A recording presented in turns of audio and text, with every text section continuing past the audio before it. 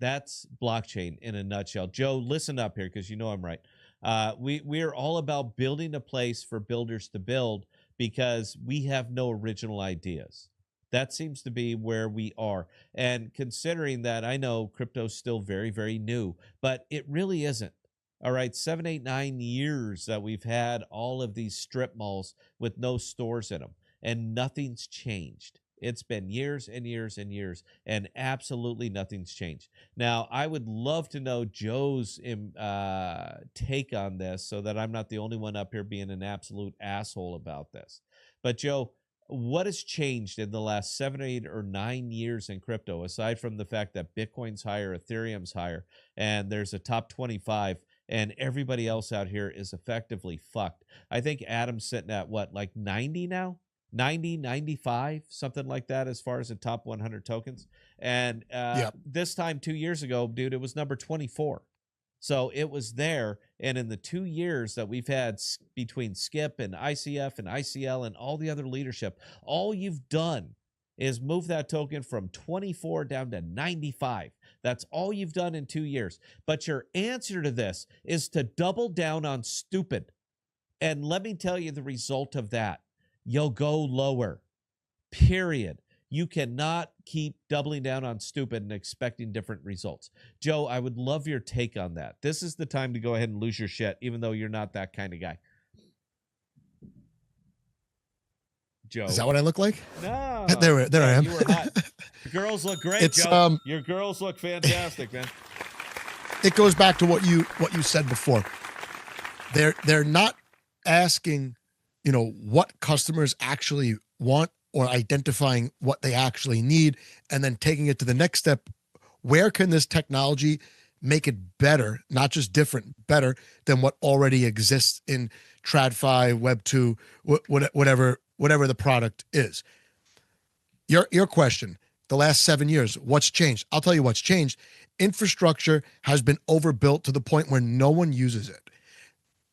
The whole point of having blocks is to contain transactions, and those transactions are sacred. Once they're verified into a block, there's supposed to be some kind of expenditure to get those transactions into the block because they're important. Ethereum, first mover advantage, they attracted a ton of liquidity and a ton of good DeFi primitives in the beginning of their existence. No one has been able to come close to what Ethereum has done, even though every dev who builds outside of Ethereum will tell you that the Ethereum tech sucks. Guess what? No one's buying the tech. People want to buy apps, and big players want liquidity. Ethereum has both.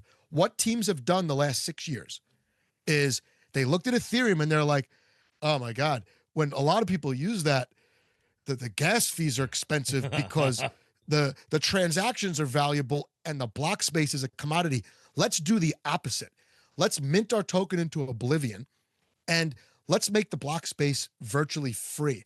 That way we could have wash trading and bots and spam on our chain, and then we can go, look, 500,000 daily active users. That's what's changed in the last 6 years. Block space has become worthless outside of Ethereum and Solana at times. And no one's been able to offset their own inflation. They pay themselves up front before they complete even a fraction of their roadmap. And they've used blockchain tech to copy paste what came before. This is especially true in the Atom Classic ecosystem.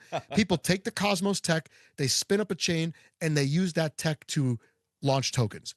That's all there is. They flooded the space with block space and tokens that no one wants, not even them, because no one's buying their own token except for one person, Jaquan, who we talked about. That's enough to make a tone interesting, regardless of utility, regardless of, competition. It's interesting because the issuer of the token actually wants to buy the token. There you go. And okay, so that's it then, right? It's that's it. The Cosmos SDK, the Atom Classic tech, it's been used to make tokens. It hasn't been used to do anything. The surface has barely been scratched. There are no applications worthwhile. There are some DeFi primitives, but most are forked or copied from what existed on Ethereum, and they can't get enough sticky liquidity there to make it last. Big players are not going to go to some obscure chain where they have to hop through 5 bridges to use a DEX that only has $1 million worth of liquidity. They're going to say, you know what? I'll just use Uniswap. It's right here. I can get to it from a centralized exchange. Hell, I could use my credit card and load my MetaMask. That's what people are going to do. These obscure chains, unless they actually built something useful and they could market it and create demand, they're going to go away. And if they don't go away, the token's going to go away. Well, and that's a funny thing, though, bro. You know this. The token never goes away. You know how I can prove that? Well, go on to Osmosis right now and see if you can buy SIF chain tokens.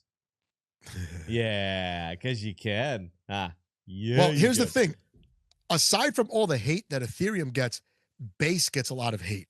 But Base proved what all the devs don't want you to know, right? In the Wizard of Oz, when he's behind the curtain, pay no attention to the... Don't look at that blockchain that doesn't have a token but generates a ton of fees. Pay no attention to Base. That's the exact same thing. Every other chain is using inflation to subsidize fake activity and spam. Solana's doing it for sure. SUI is doing it. All these chains that claim to have 1 million daily active users, they don't even have 10,000 daily active users. They might have 1 million bot wallets on any given day, but they can have that because the validators are not relying on gas fees to fund their nodes. Inflation's just getting paid out, and you need buying to offset that. Otherwise, it's a ticking time bomb. So, yeah, Ethereum Base, Solana at times, and Binance is every time someone points out Binance, I'm like, oh yeah, you can't really forget about Binance. But those are the 4. Other than that, how many apps are on your phone, Scott? Me? 4. How many crypto apps are on your phone right now? 4. So Bitcoin white paper, 2009, or Bitcoin was launched 2009. This guy's got 4 apps on his phone, and he's a builder in the space. Tells you all you need to know. I have on my phone is an app called Audius, which is a pretty cool fucking app. It's free to download, Joe. You should really take a look at it. I have a VPN called Orchid, which is actually a really good, solid VPN, dude. I have no problem with that. That's been around. I have an app on there called Sigia. You might have heard of it because I fucking send you files on it, so I assume it's on your phone as well. I still have a Dust app on there called Alter, which, believe it or not, still functions. Alter still works. They were ahead. They did it wrong. They left. They cashed out. They left. They laid it out, but it was actually, they took a beating. Yeah. But it was they were buying their own token too. Yeah, but it was actually a good, solid idea. I had no issue with Alter. It's still on my phone. Yeah. Even though we had one of our pocket devs like blew them up, and it took him like 5 minutes to do it. Their security was shit. Reese, you should have had to go at him. It would have been funny. And let me see, what's my 4th app? No, that is my 4th app. All right, we got Audius, we got Sigia, we got Orchid, and we got Alter. So I at least have 4 apps. How many? So in mobile and Line. Oh, and mobile. I forgot about N Mobile, and I forgot about Line. What's that? I have 6. N Mobile? Are you asking me what N Mobile is? Yeah, what is it? Oh my god, I ain't got time to explain this right now, man. But I'll hit you up offline. No, it's a pretty good one, man. It's an actual privacy chat app. They didn't do it real well, and Sigia Talk is going to do it better. They abandoned it, but it's still up. There's a validator. It's still functioning. You can still purchase the token. If you type N Mobile into CoinGecko, you're going to see it. There is still a token up there for it. So it was a good idea that they abandoned. And I understand why, because crypto people, for all of our talk about privacy, don't really care about privacy. We want nothing to do with it.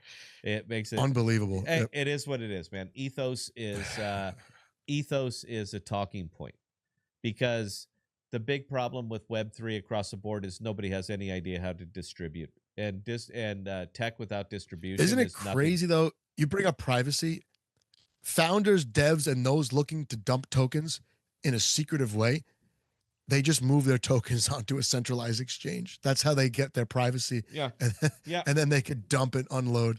Yes, because and it is what it is, man. Welcome to the space, dude. It's brutal. Jeff, if you tuned in and made it all the way to the end, yeah, man, you're pretty well. You're not fucked. The only thing that you're really heavy in is something that I'm heavy in. You're going to be okay.